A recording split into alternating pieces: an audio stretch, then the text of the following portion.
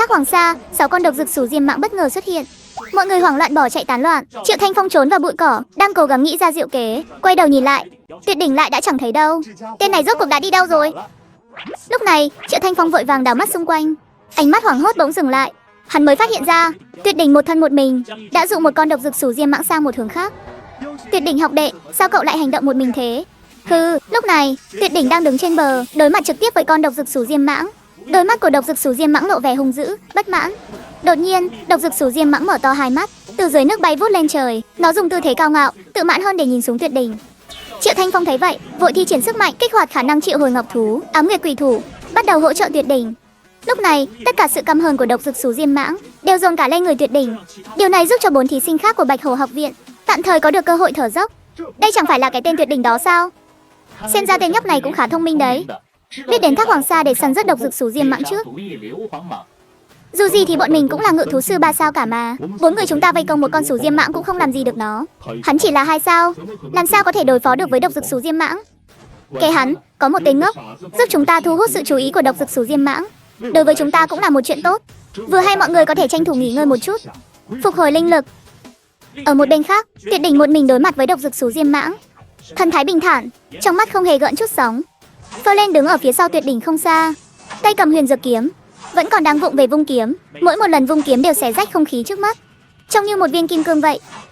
Độc dực sủ diêm mãng không muốn phí thời gian, mở to miệng, hạ cái miệng rộng ngoác về phía Tuyệt đỉnh mà cắn. Cái miệng của nó đủ sức nuốt trọn cả một chiếc xe tải hạng nặng. Thân hình nhỏ bé của Tuyệt đỉnh so với nó chỉ như cái móng tay. Ngay lúc này, Tuyệt đỉnh đột nhiên điều động linh lực, một tiếng sói hú vang lên. Địa ngục u minh sói từ dưới đất trồi lên, giống như một con ác quỷ bước ra từ địa ngục, toàn thân bốc cháy ngọn lửa đen kịt. Hắc Phong, xử lý nó. Nhận lệnh. Địa ngục u minh sói phóng ra ngọn lửa hừng hực, truyền vào huyền dược kiếm trong tay Ferlen. Trong giây lát, trên thân kiếm nổi lên những làn khói đen đỏ, tỏa ra một luồng khí tức quỷ dị, thần bí. Trước màn hình giám sát, Vương Hàm kinh ngạc thốt lên. Đây là phụ ma.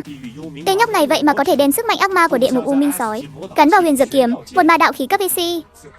Lúc này, các giám khảo đã hoàn toàn bị cảnh tượng trước mắt làm cho choáng váng. Trong giây tiếp theo, từ túi quần của Tuyệt đỉnh đột nhiên bùng phát một luồng ánh sáng vàng rực rỡ. 4 thí sinh của Bạch Hổ học viện ngây người như phỗng, nhìn cảnh này mà như bị sét đánh. Có nhầm không vậy? Cái túi quần phát ra ánh sáng thánh quang. Tên này đúng là quá là dị thường. Chẳng lẽ đây chính là túi không gian trong quần trong truyền thuyết? Quay lại trận chiến, vô số dây leo màu vàng từ túi quần của Tuyệt đỉnh bay ra, trong nháy mắt trói chặt lấy phần yếu nhất trên cơ thể sủ diêm mãng, khiến nó bị giam cầm chắc chắn, không thể nhúc nhích. Thiên hồn đằng thú, loài ngọc thú thực vật cổ đại, sở hữu năng lực trói buộc cực kỳ mạnh mẽ. Lúc này, chiếc cổ định mệnh của sủ diêm mãng đã bị thiên hồn đằng thú siết chặt. Trong mắt nó ánh lên vẻ kinh hoàng. Trong một khoảnh khắc, nó dường như không thể phân biệt được ai mới là mãng xà, nó hay thiên hồn đằng thú. Ferlen, đủ rồi. Lời vừa thốt ra khỏi miệng Tuyệt đỉnh, Ferlen liền lập tức dừng lại, không còn phóng linh lực vào không khí nữa. Ngay lúc đó, trên người Ferlen tỏa ra ánh thánh quang rực rỡ, đôi cánh của cô ấy tản ra những ánh sao lấp lánh tuyệt đẹp, chói mắt đến không thể nhìn thẳng. Sức mạnh thiên thần nồng đậm rót vào thân huyền dược kiếm. Ferlen khuỵu gối xuống, hai tay nắm chặt chuôi kiếm, cúi người dồn sức. Trong giây tiếp theo, giọng nói của Tuyệt đỉnh lại vang lên, trầm thấp và khàn khàn. Phụ ma, tinh thần chảm. Khoảnh khắc này, chủ và tớ đồng tâm hiệp lực. Ferlen hai tay giơ cao, mạnh mẽ vung kiếm xuống. Huyền dược kiếm phát ra tiếng rung mạnh mẽ, kim loại ma sát, không khí xé ra một tiếng động chấn động. Một bóng kiếm hòa đá, kiếm ý tựa như một vầng trăng khuyết, xé toạc cả bầu trời. Phanh! Một nhát kiếm này đồng thời chứa đựng cả sức mạnh ác ma và sức mạnh thiên thần, bỏ qua mọi phòng ngự của đối phương, trực tiếp gây ra sát thương chân thực. Hơn nữa, sát thương còn được cộng thêm hiệu ứng bạo kích gấp 10 lần.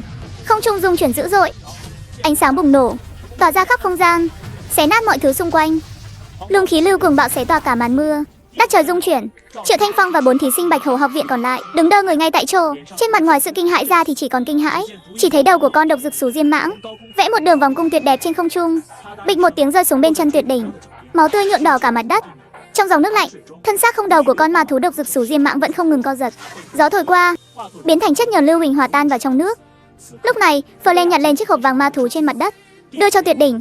Một sự im lặng chết chóc bao trùm. Triệu Thanh Phong bị tất cả những gì vừa xảy ra làm cho kinh hãi đến mức câm nín nói không nên lời. Hắn lảo đảo bước đến bên cạnh Tuyệt đỉnh, hai chân vẫn còn đang run rẩy. Tuyệt đỉnh học đệ, rốt cuộc là cậu đã làm như thế nào vậy? Một chiều đã rớt được con ma thú đó. Sát thương của nhát kiếm vừa rồi quá mức kinh khủng rồi. Tôi thực sự nghi ngờ cậu đã dùng hắc đấy. Hi hi, đừng có ngạc nhiên quá. Ta đã nói rồi, vung chém không khí có thể tích lũy bị động mà. Thông thường mà nói, Để kích hoạt hiệu ứng bạo kích gấp 10 lần này chỉ có thể dựa vào may mắn. Nhưng tuyệt đỉnh lại có mắt ma thần, nên cậu ta có thể dự đoán chính xác lần vung kiếm thứ mấy có thể kích hoạt bạo kích. Đó chính là lý do vì sao tuyệt đỉnh trên đường đi lại ra lệnh cho Flame cứ thế vung kiếm vào không khí. Vung kiếm chuyển bị động chỉ là để chờ đợi lần bạo kích gấp 10 lần này mà thôi.